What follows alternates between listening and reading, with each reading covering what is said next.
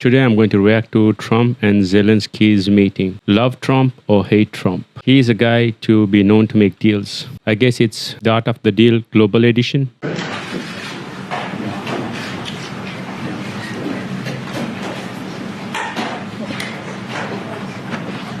thank you very much. It's an honor to have President Zelenskyy of Ukraine. And we've been working very hard, very close. So we've actually known each other for a long time. We've been dealing with each other for a long time and very well. We had a little negotiation spat, but that worked out great. I think for both countries, I think for the world, actually, beyond both countries. And we have something that is a very fair deal. And we look forward to getting in and digging and working and getting some of the rare earth. But it means we're going to be inside, and it's a big commitment from the United States, and we appreciate working with you very much. And we will continue to do that. We have had some very good discussions with Russia. I spoke with President Putin, and we're going to try and bring this to a close. It's something that you want and that he wants. We'll have to negotiate a deal. But we've started the confines of a deal, and I think something can happen. The big thing is the number of soldiers, mostly at this point, but soldiers being killed. We're losing thousands of soldiers. So on both sides, we're losing a lot of soldiers, and we want to see it stop. And we want to see the money get put to different kinds of use, like rebuilding. And we're going to be working very hard. But we've had a lot of very good conversations. I will say until we came along, the Biden administration didn't speak to Russia whatsoever. They didn't speak to anybody. They just allowed this to continue. And I will say that, I'll say in front of you, you've heard me say it 1,000 times, if I were president, this war would have never happened. We would have had a deal negotiated for you without having to go through what you've gone through. But your soldiers have been unbelievably brave. We've given them great equipment, but somebody has to use the equipment. They've been unbelievably brave. And we give them great credit. This was supposed to be over very quickly, and here we are 3 years later. So I give tremendous credit to your generals and your soldiers and yourself in the sense that it's been very hard fighting, very tough fighting. They're great fighters, and you have to be very proud of them from that standpoint. But I mean, that is... Now we want to get it over with. It's enough. Right, if we want to get it over with. So it's an honor to have you here. Thank you very much for coming. Well, Trump has... I mean, he's right. During his presidency, Russia wouldn't have thought to attack. He, at the beginning, started to go with the rare earth. I think he should have waited till the end of the conversation or something like that. I mean, we're going to sign the agreement at the conference in the East Room in a little while, right after lunch. And we'll be having lunch together. We're also discussing some other things. And we appreciate everybody being here. It's somewhat of an exciting moment. But the really exciting moment is when they stop the shooting and we end up with a deal. And I think we're fairly close to getting that. And an honor to have you. And please, if you'd like to say something. No, thank you so much, Mr. President. Thank you for the invitation. And really, I hope that this first document will be first step to real security guarantees for Ukraine, our people, our children. I really count on it. And of course, we count that America will not stop support. Really, for us, it's very important to support and to continue it. I want to discuss it with details further during our conversation, and of course, the infrastructure or security guarantees. Because for today, I understand what Europe is ready to do. And of course, I want to discuss with you what the United States will be ready to do. And I really count on your strong position to stop Putin. And you said that enough with the war. I think that is very important, Ben, to say these words to Putin at the very beginning of war, because he is a killer and terrorist. But I hope that together we can stop him.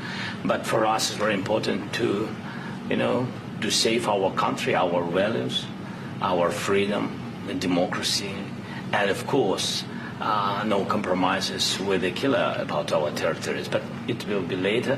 And of course, I what I wanted, we spoke about it by phone, but about the drones production. We have very good drones production. I think the best one in the world for today because of the war. Yes, and of course we need very much the air defense. You have the best air defense in the world, and really you helped us under attacks of Russians. And I want to speak how we can exchange the licenses. We're open to share the licenses of all our drones with you, of course, with the United States. Man, what the hell is this? This guy looks like he wants to continue the war, not have a peace settlement. He's talking about more drone production, air defense. They said we need licenses for quick production. And quick production. Even after the war, we need our nation to be calm, that we are secure. So that's why we need this air shield. And of course, about this, I want to speak about the contingents. I think that France and UK already spoke to you, and we know that Europe is ready, but without the United States, they will not be ready to be as strong as we need. And then the last point, last not least, about exchange, about our people and children. And you know that these crazy Russians, that they stolen 20,000 of children, Ukrainian children. They changed their names, they changed their families, relatives, and now they're in Russia. We want to bring them back, and really, it's a big dream, task, and goal for me, and our warriors. By the way, Mr. President, we released more than 4,000 warriors from Russian prison, but there are thousands more in the prison. I wanted to share with you some images. How it's. I've just can I now? Yeah, please. One minute. I just you to understand in what circumstances, in what situation they are, and what the attitude of Russia to our prisons. They have guys just you before and after. And you see before and after, just you to understand. Now thousands of such guys, ladies and men, there, and that, so they don't eat, they beat them, and they do a lot of bad things. So out of, even during the war, there are rules. Everybody knows there are rules during the war. So these guys, they don't have any rules. You see that 50, 60 kilograms left, and a lot of such things. And I didn't want to show you what the changes with images of children, because I will share with you. And I mean, that's sad to see, though. Tragic. Yeah, that's tough stuff. I wanted very much to give you, and you see. Yeah. This is pastor, by the way. They stolen pastors because it's not Russian church. They stolen pastors and moved pastors to the prison. We, at the end of last year, we brought 3 pastors, and we could exchange them. And this is pastor, you see. Yeah, that's tough. Yeah. So I mean, this I wanted to show you, and this. So thank you very much. We want to get that ended, right? Yeah. Of course, we will. And I think we will. And we have to, of course. Do you have any questions, please? Thank you, Mr. President. With the, how much money is the U.S. going to put into the fund that is being created today, and how does this provide long-term security for Ukraine? Well, we don't know exactly how much, because we're going to be putting some money in a fund that we're going to get from the raw earth that we're going to be taking and sharing in terms of revenue. So it's going to be a lot of money will be made from the sale and from the use of raw earth. And as you know, our country doesn't have much raw earth. We have a lot of oil and gas, but we don't have a lot of the raw earth. And what we do have is protected by the environmentalists. I don't mind Trump, but that's right. So he's basically wanting to have the raw earth to also put it into a fund. That's basically all right. But that can be unprotected, but still it's not very much. They have among the best in the world in terms of raw earth. So we're going to be using that, using it for all of the things we do, including AI and including weapons and the military, and it's really going to very much satisfy our needs. So it's something that just worked out really well. We have a lot of oil, and we have a lot of gas, we have a lot, but we don't have raw earth. So this has just about every component of the raw earth that we need for computers, for all of the things we do. This puts us in great shape. And on long-term security for Ukraine, how does this provide? I think they're going to have great luck. I think once we make the agreement, that's going to be 95% of it. They're not going to go back to fighting. I've spoken with President Putin, and I feel very strong. I've known him for a long time, and I feel very strongly that they're very serious about it. And we'll make a deal. And when the deal is made, I don't think we talk about security. Everyone's talking about the other day. All they talked about was security. I said, let me make the deal first. I have to make the deal first. I don't worry about security right now. We have to have a deal because right now, last week, 2,000 soldiers died on both sides. 2,000, and they're losing 1,000, 2,000, 3,000 a week. So as we sit here and we talk, people are getting shot and dying on the battlefield. And, you know, they're not American soldiers, but they're Russian soldiers and they're Ukrainian soldiers, and we want to be able to stop it. And we want to be able also to spend money on other things. We don't want to. This is a tremendous amount of money. And what the Biden administration did was terrible. They were giving money, but they had no security on the money. Europe, as you know, gave much less money, but they had security. It was in the form of a loan. They get their money back, and we didn't. And now, at least we're... So Europe gives money on a loan, and these guys just been giving off money for free. Oh my God. Protected because the American taxpayer has to be protected too. But this is an incredible agreement for Ukraine because we have a big investment in their country now, and what they have, very few people have. And we're able to really go forward with very, very high-tech things and many other things, including weaponry that we're going to use in many locations, but that we need for our country. This allows us to do that.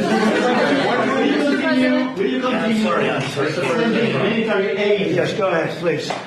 If I can just, yes.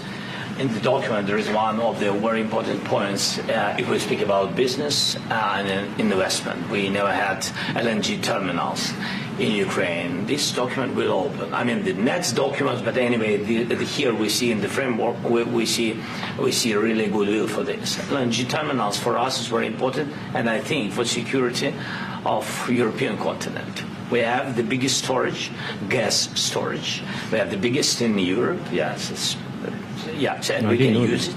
Use it for LNG. Use it for LNG, and we will do it. And really, we can help Europe because Europe really helped. President Trump said that they made less support, but they are our friends and they are our very supportive partners. They really gave a lot, Mr. President. Really, they did. They gave a lot, but they gave much less. No. Much less. No. No.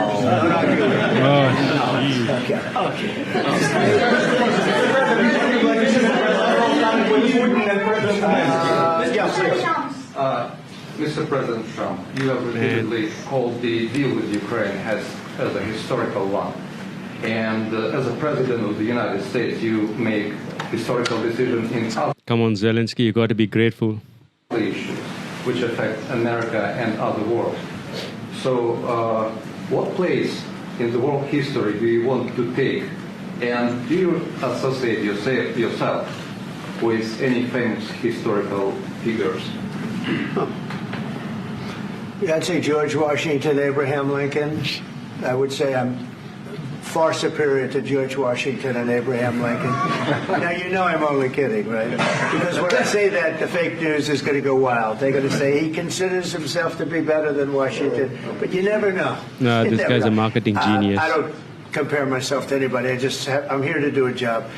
We've had a great 35 days or whatever it might be, a month, a little more than a month. We've accomplished tremendous amounts. Not only this would be a very great achievement if we could get the war stopped and get them back to normalization. I think that's going to happen. We've had very good talks on both sides, as you know. But I think we've done a very good job, just generally. If you look at all of the things we've done in 30 days, they're saying there's never been a opening for a president. The first month, there's never been a first month like we've had. And this is one of the very important things. This, to me, is one of the most important things because we have tremendous death taking place as we speak, and I don't want to have that. Think of the parents. Think of whether they're in Russia or Ukraine. Think of the parents of all these people being killed needlessly. They came to our territory. Should have never started. This would have, if I were president, this would have never started. What's Zelensky thinking? He's in his own thoughts. To Ukraine after the U.S. signs this agreement with Ukraine. Zelensky, he's in his own world. He's thinking of something else. He's not focused. We're going to be Question to continuing. President Zelensky: do you feel like the U.S. is on your side? That President Trump is on your side at this moment? What do you think? He wants to know, do you think that, sort of a stupid question. I guess we wouldn't be here if I wasn't. I think that the United States on our side from the very beginning of occupation, and I think that President Trump on our side, and of course, I'm sure that the United States President will not stop support. This is crucial for us. It's important for us. Yes. And Putin, the president, speaks about the people and the soldiers which are dying, but they came to our territory, they came to our land. They began this war, and they have to stop. Well, this war started because of the NATO expansion, and it's been going on for a long, long time. Isn't that the case? I'm not sure. So that's the case. So because why do you keep on expanding NATO? That triggered Putin off, and then they start to come into your territory. I think that was the case. And I think this is the question, was really the most important question. Can President Trump, I hope yes, with some other allies, to stop Putin, withdraw these enemies, our enemy, withdraw these troops from our land? And I think that you asked about the history, I think that if President, or when, he will stop Putin, if President Trump will bring peace to our country, I think he will be on this wall. We've had very, very good talks. President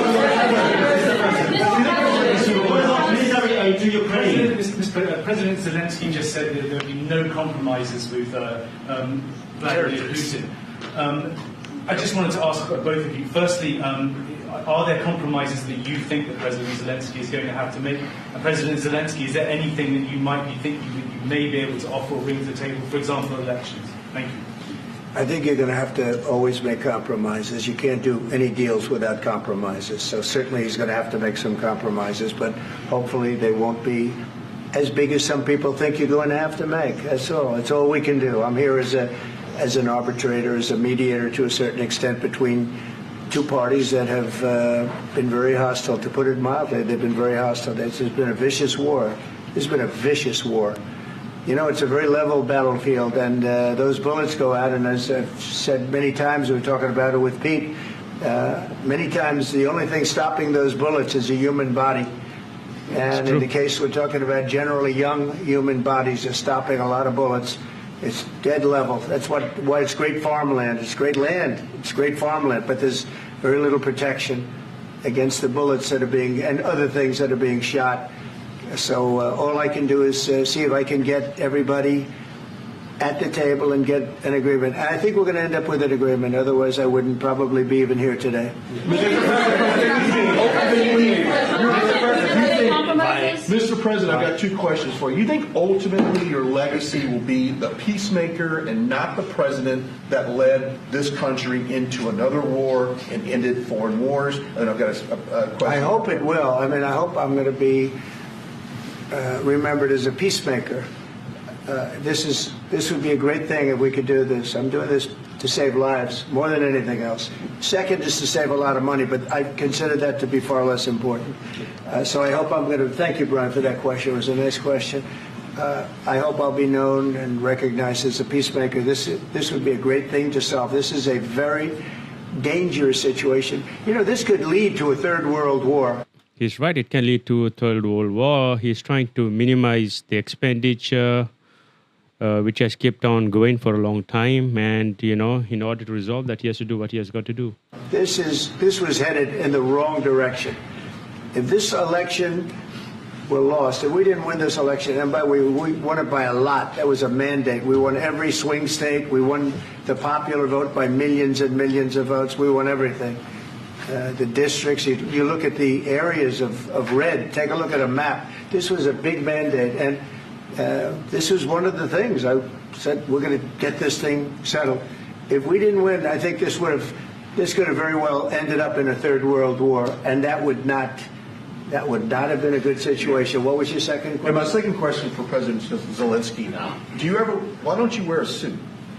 Why don't you wear a suit? You're at the highest level in this country's office, and you refuse to wear a suit. Just want to see people. Do you own a suit? Yeah, problems. A lot of Americans have problems with you not respecting the dignity of this office.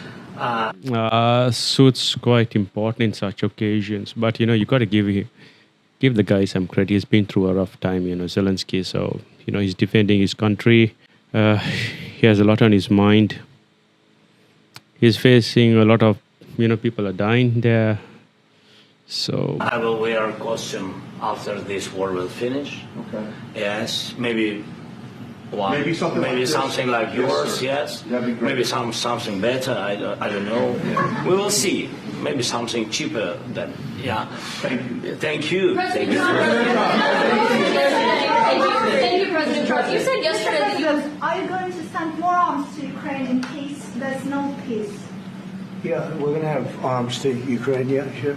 Hopefully I won't have to send very much, because hopefully we're going to have it finished. We're looking forward to finishing this quickly. We're not looking forward to sending a lot of arms. We're looking forward to getting the war finished so we can do other things. But we very much appreciate the agreement, because we needed what they had, and we're treating, our country is now treated fairly. Biden didn't do that. He didn't know what the hell he was doing. This should have never happened. This should have never started. But sure, the answer is yes, but hopefully we won't have to send much, because I'm looking forward to getting it done quickly, very quickly. Does that mean you'll provide security guarantees, Mr. President?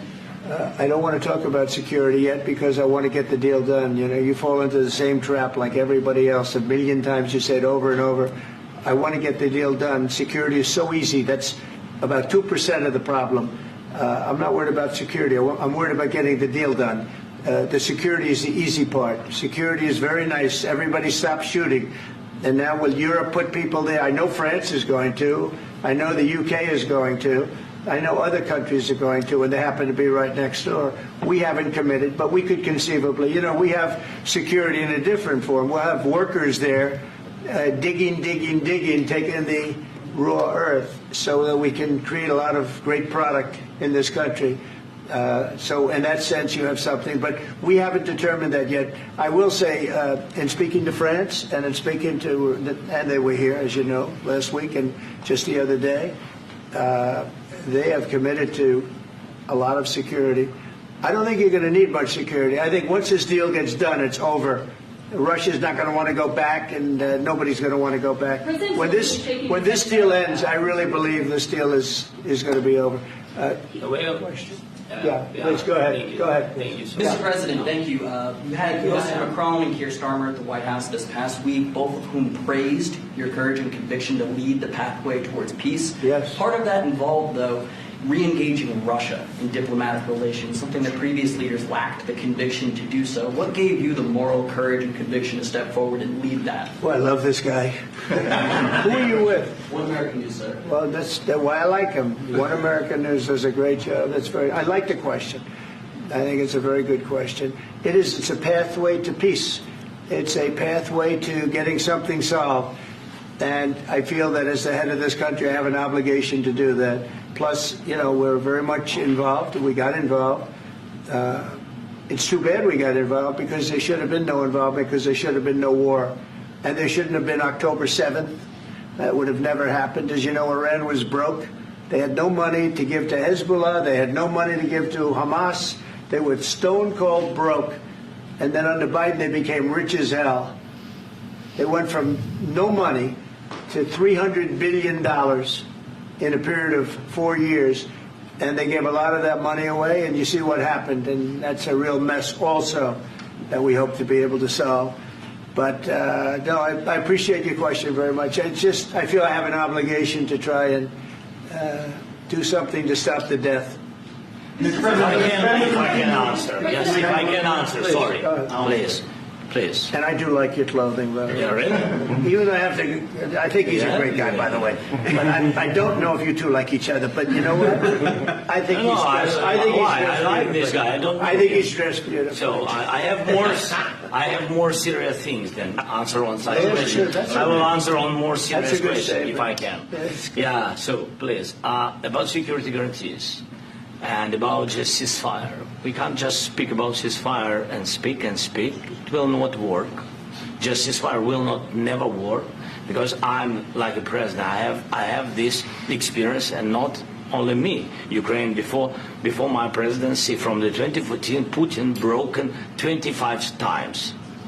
25 times he broken his own signature. 25 times he broke a ceasefire. But he never broke to me. He never broke. No, you were the president. You were the president during. In 2016, you've been the president, Mr. President. You've been the president, but he had, of course, not with you, but he had during those periods. He had conversations with our side, and we had Normandy format. You know, the France, Germany, Ukraine, and Russia, and he broken 25 times. That's why we will never accept just ceasefire. It will not work without security guarantees. Security guarantees, maybe President is right about this document and other, but this document is not enough. Strong army is enough because his soldiers afraid, Putin's soldiers afraid of our soldiers when we're strong enough. If we are not strong enough, if we are empty, if our storage is empty, we can't defend our land. Today, you know, he knows that we have, all the world knows that we have meeting, yes? Why he's using ballistic? Putin today using ballistic on our hospitals, schools, and etc. Ballistic. So he knows that we are here and that President Trump is really have goodwill to stop this war. And you hear now the president. So why he's using? So he doesn't want to stop. He doesn't want. But I hope that we will do it. Really, we'll do it. Security, when we speak about security guarantees, when the Europeans are ready for contingents, they need USA backstop. If there will not be United States, we will not never have any contingents, strong contingents from the Europeans, because they don't want to divide alliance, connection between the United States and the main and strongest ally and Europeans. And this is crucial, this is important. That's what we want to speak about very much. This is very important. And air defense. So air defense, really, we have big deficit with all these systems, and we need to provide this. We need it very much. Otherwise... On this end, I understand Zelensky, obviously he has to protect his territory, but it looks like he already came in mind to continue the war, not to stop it. Because in his mind, Putin has broken the agreement, 25 times or something like that. But in order to stop, I don't know, it's very complicated. It's a very complicated situation. Putin will never stop and will go further and further. He doesn't want. He hates us, you know. It's not about me. He hates Ukrainians. He thinks that we are not a nation. He thinks, and he shared these thoughts, I think maybe with your team also, I don't know. But with all the Europeans, in media, officially and not, he always said that there is no such country, such nation, such language, and such life like Ukrainian. No, he really doesn't respect all the Ukrainians, and he wants to destroy us. And you are right, Mr. President. That's 2%. This document, maybe other documents. But at the same time, the Russians also say that the Ukrainians are trying to erase Russia and their language and stuff like that. I do not know, in Donbass and stuff like that. I'm not sure, though. It could be true or not. That's what they have been saying. So it's a very good start, very good, but it will not enough to stop this person. Should Russia pay to rebuild Ukraine? Mr. President, after these Should Russia pay to rebuild Ukraine? They have to pay. This is the rule. This is the rule of the war. This is the rule of the war. During all the centuries, all the history, this is the rule of the war. Who began, those pay. Do you agree? This is the rule. Putin began this war. He has to pay all money for innovation. He has to pay. Of course, some Russian assets, what we have in Europe, about 300 billion, we can use them. We can use for innovation and buy military support from the United States also. We can do it, but it's not enough. It's not enough. Do you envision a trilateral summit? Because I want to know. Wait 1 second. I asked this question that you didn't like because I wanted to know if you want to position yourself in the middle between Russia and Yes. Ukraine or on the Ukraine No, side. I'm in the middle. I want to solve this thing. I'm for both. I want to get it solved. And it's wonderful to speak badly about somebody else, but I want to get it solved. If we can solve it, great. If we can't solve it, they're going to have to fight it out, and who knows what's going to happen. But I want to see it get solved. May I follow up? One more question about U.S. troops in Europe. After Russian invasion of Ukraine, your predecessor sent additional troops to Eastern Europe, including Poland, my country. Yeah. Are you committed to keeping these troops on the eastern flank of NATO in the future? I'm very committed to Poland. I think Poland has really stepped up and done a great job for NATO. They, as you know, they paid more than they had to. They are one of the finest groups of people I've ever known. I'm very committed to Poland. What about Baltics? Poland's in a tough neighborhood, you know. What about the Baltics? The Baltics, they got a lot of, it's a tough neighborhood too. But we're committed. We're going to be very committed, and we're committed to NATO. But NATO has to step up, and the Europeans have to step up more than they have. And I want to see them equalize because they are in for far less than we're in, and they should be at least equal. You understand that? Why is the United States, we have an ocean in between, why is the United States in for so much more money and other things as Europe? With that being said, and as you said, they've also been obviously very helpful. But we have put in far more than they have, and I think they should equalize. Mr. President, Please, go ahead. about the agreement again today, what changed between the first time that Secretary Bessent gave President Zelensky the agreement and today for the signing? We made a deal. So What was the I'm just, deciding factor? I'm a business person. We made a deal. That's what changed. Along with mineral- I didn't think we were going to make a deal, and we ended up making the deal, so that changed. Mr. President, what and how do you envision a trilateral summit with President Zelensky and Putin? I don't know, under but these well, they circumstances? don't like each other. I can tell you that. Okay? They do not like each other. This is not a love match, and it's unfortunate. That's why you're in this situation. The United States should not have allowed this to happen. Okay? The United States, run by a man that didn't know much. I'm going to be very nice. Run by an incompetent person, very incompetent person, should never have allowed this to happen. I've stopped wars. I've stopped many wars. My people will tell you, I stopped wars that nobody ever heard about. I stopped wars before they ever started.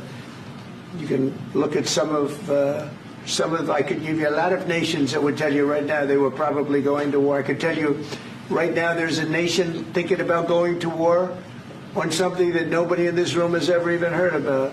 Two smaller nations, but big, still big. And I think I've stopped it. But this should have never happened. Mr. President. About sorry, just a second. About any negotiations. First of all, I want really to tell you, and I think that everybody understands that Ukraine, more than Ukrainians, nobody wants to stop this war.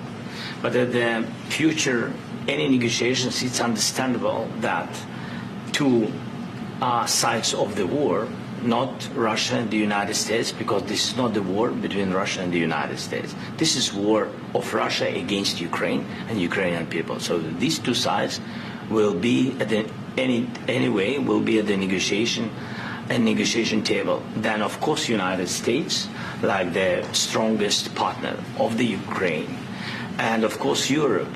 I think Europe is very important. I want to speak about it. I think Zelensky is because I think Trump directly contacted Putin or something, and they excluded him from the negotiations. So he wants direct. They just want US to the US to be a mediator. with the president. Yes, Europe is very important for us because we really defend Europe for today. All Europeans really recognize that we are defending line, and they have real life, and our people are dying. That's why they helped us. And also, it's about the need. Yes, between, like the president said, you have big, nice ocean. Yes, between us. But if we will not stay, Russia will go further to Baltics and to Poland, by the way. But first to the Baltics. It's understandable for them because they've been in the USSR. You know, they've been one of the republics of the USSR, and Putin wants to bring them back to his empire. It's a fact. And when he will go there, if we will not stay, you will fight. Your American soldiers, it doesn't matter, do you have ocean or not, your soldiers will fight. Mr. President, would you be willing... It's a confusing statement. I mean, the ocean, there's a big ocean stopping any sorts of attack in the United States. So the only way you can do this is launch nuclear. So I think that's wrong. Or either NATO gets involved and United States gets dragged in. That's what I feel it looks like. I'm not sure. To visit Ukraine, maybe Kiev or Odessa, which is going to be a third year of Black Sea. It was my question. I'm sorry. I don't want to talk about Odessa now. Let's not talk about Odessa. I want to talk about making a deal, getting peace. We don't have to talk about Odessa, but a lot of cities have been destroyed. A lot of cities that are not recognizable. There's not a building standing. No. And a lot of things Mr. President, you have to come and to look. No. We have very good cities.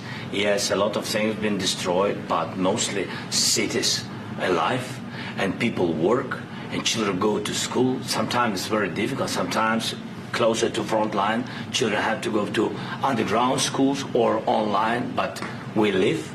Ukraine is fighting, and Ukraine lives. This is very important. And maybe it's Putin is sharing this information that he destroyed us. No, he lost 700,000 people, 700,000 soldiers. He lost everything. Yes. So. Mr. President, one more. I mentioned Poland. Please, go ahead. When did you last speak with President Putin, and what did he say that? A couple of days ago. And what did he tell you that gave you the assurance that he wanted peace? Well, that's what I do. My whole life is deals. I know pretty good. And I've known him for a long time. I've dealt with him for a long time. He had to suffer through the Russia hoax. You know, Russia was a hoax. It was all Biden. It was nothing to do with him. So he had to suffer through that, and he was able to do that. I think that he wants to make a deal, and he'd like to see it end. That's all I do. That's what I do. My whole life, that's what I do is make deals. And I'm in the middle of a mess because this is a real mess. It's a very dangerous one.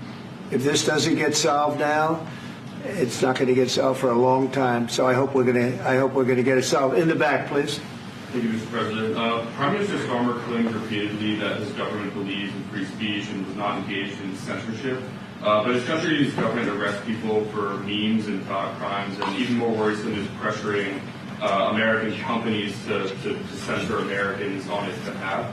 How can he be a reliable, trustworthy partner when he says things that are demonstrably false on such an important topic? Well, we actually spoke to him about that yesterday, and we thought they took it very, very much too far. JD was very strong on it. So was I.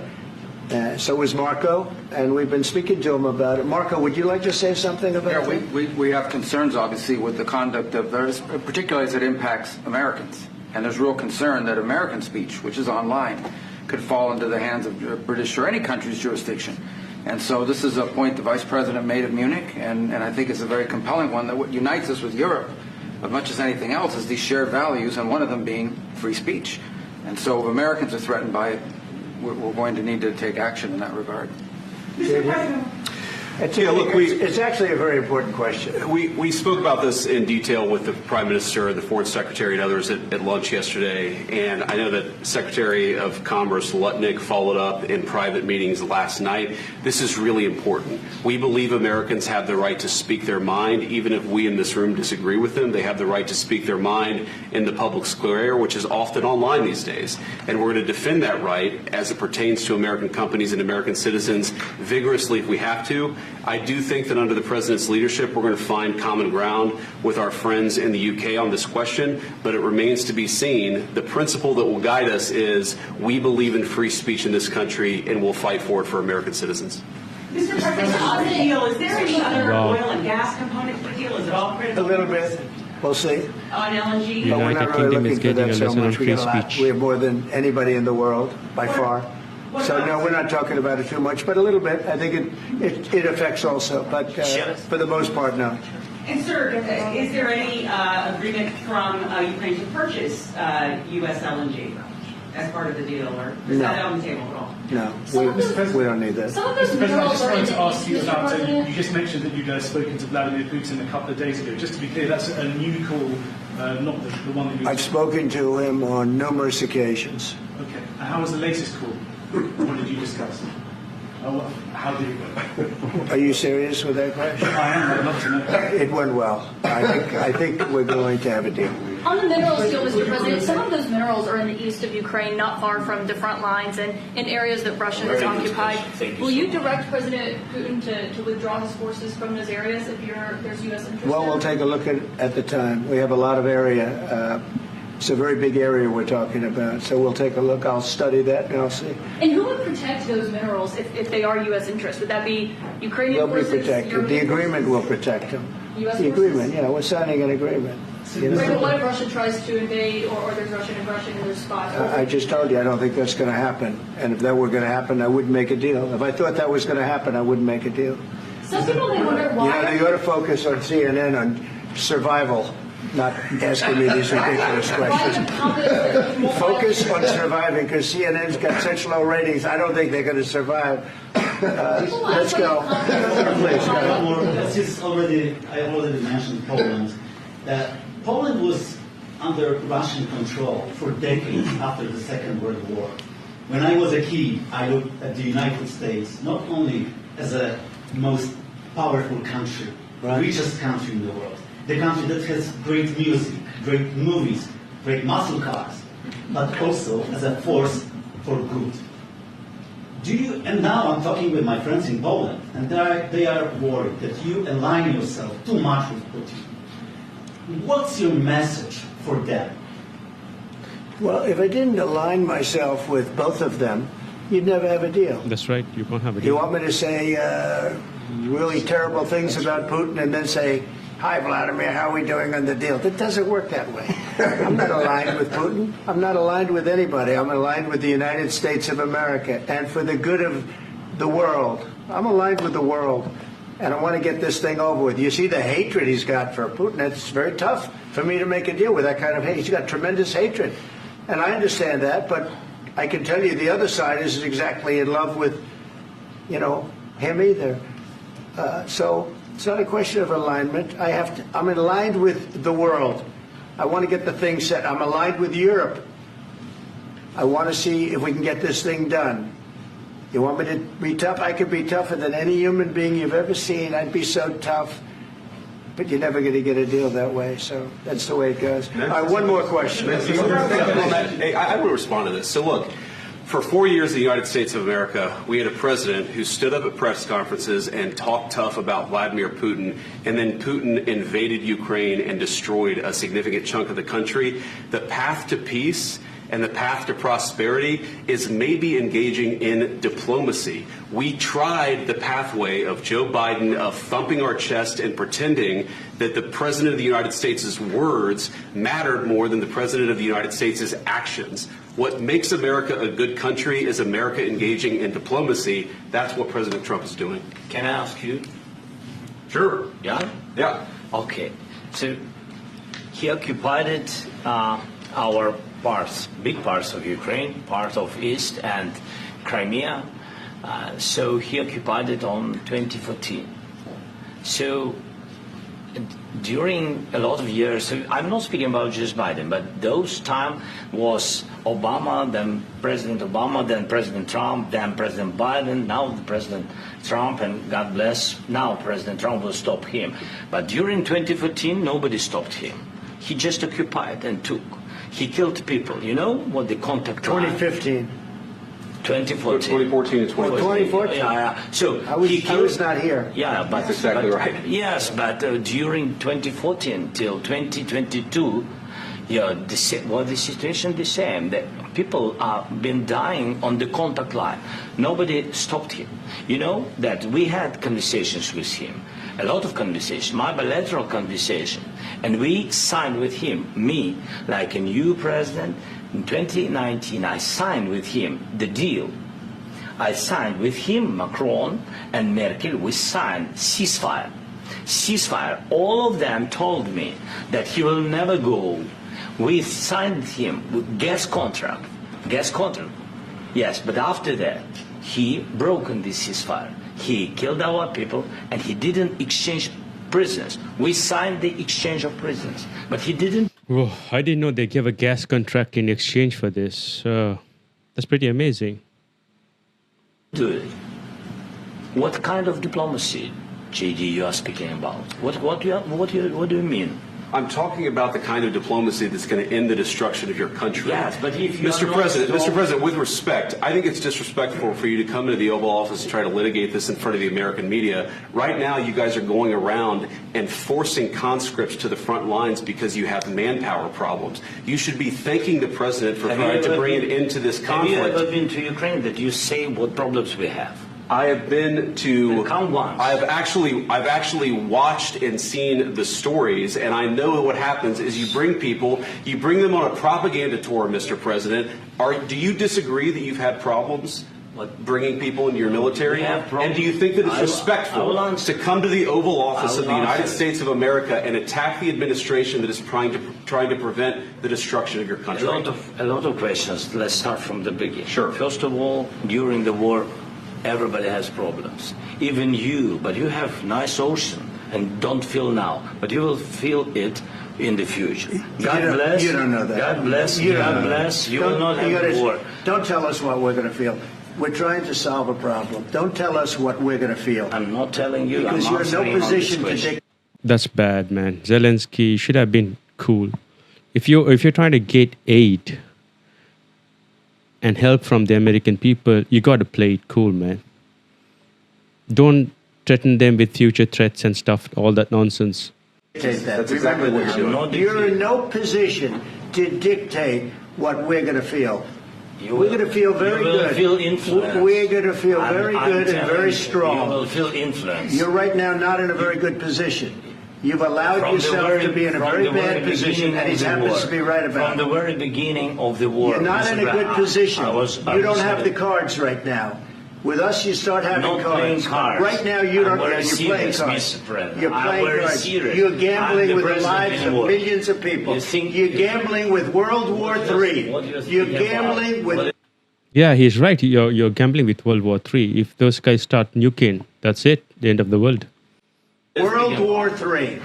And what you're doing is very disrespectful to the country, this country, that's backed you far more than a lot of people said they should have. Have you said thank you once? This A lot entire of meeting? times. No, in this Even entire meeting, today. have you said thank Even you? today. You went to Pennsylvania and campaigned for the opposition in October. Offer some words of appreciation for the United States of America and the president who's trying to save your country. Please, you think that if you will speak very loudly about the war, you He's can... not speaking loudly. He's not speaking loudly. Your country's in big trouble. Can I Wait a answer? minute. No. You've done a lot of talking. Your country is in big trouble. I know. You're not winning. I know. You're not winning this. You have a damn good chance of coming out okay because of us. Mr. President, we are staying in our country, staying strong from the very beginning of the war. We've been alone, and we are thankful. I said thanks You haven't in been this alone. cabinet. You haven't been not only alone. in this cabinet. We gave you, through I this said stupid thank president, $350 billion. Man, Zelensky, you gotta cool it down, man. He's acting emotionally, but it's his people and his country. He's going in the emotional level, and Trump is all fired up now because he was keeping his cool and he keeps on interrupting him. We gave you military equipment, and you men are brave, but they had to use our military. If you didn't have our military equipment, this war would have been over in 2 weeks. In 3 days, I heard it from Putin. In 3 days, this is something maybe new. less. In 2 weeks, of course, yes. It's going to be a very hard thing to do business like this. I tell you. Just say thank you. I said a lot of times to American people. Accept that there are disagreements, and let's go litigate those disagreements rather than trying to fight it out in the American media when you're wrong. We know that you're wrong. But you see, I think it's good for the American people to see what's going on. I think it's very important. That's why I kept this going so long. You have to be thankful. You don't have the cards. You're buried there. Your people are dying. You're running low on soldiers. Listen, you're running low on soldiers. It would be a damn good thing. And then you tell us, I don't want a ceasefire. I don't want a ceasefire. I want to go, and I want this. Look. If you could get a ceasefire right now, I tell you, you take it so the bullets stop flying and your men stop getting killed. Of course, we want to stop the war. But you're saying you don't want a ceasefire. But I said to you, I want a ceasefire. With guarantees. Because you'll get a ceasefire faster than an agreement. Ask our people about ceasefire, what they think. That wasn't with me. That wasn't with me. That was with a guy named Biden, who was not a smart person. That was with Obama. It was your president. Excuse me. That was with Obama, who gave you sheets, and I gave you javelins. Yes. I gave you the javelins to take out all those tanks. Obama gave you sheets. In fact, the statement is Obama gave sheets and Trump gave javelins. You got to be more thankful, because let me tell you, you don't have the cards. With us, you have the cards. But without us, you don't have any cards. One more question to the Vice President. I'm sorry. It's going to be a tough deal to make because the attitudes have to change. What if Russia breaks ceasefire? What if Russia breaks peace talks? What do you do then? I understand that it's a heated conversation right now. What are you saying? She's asking, what if Russia breaks the ceasefire? What if anything? What if a bomb drops on your head right now? Okay? What if they broke it? I don't know. They broke it with Biden because Biden, they didn't respect him. They didn't respect Obama. They respect me. Let me tell you, Putin went through a hell of a lot with me. He went through a phony witch hunt where they used him and Russia. Russia. You ever hear of that deal? That was a phony Hunter Biden, Joe Biden scam. Hillary Clinton, Shifty Adam Schiff. It was a Democrat scam. And he had to go through that. And he did go through it. We didn't end up in a war. And he went through it. He was accused of all that stuff. He had nothing to do with it. It came out of Hunter Biden's bathroom. It came out of Hunter Biden's bedroom.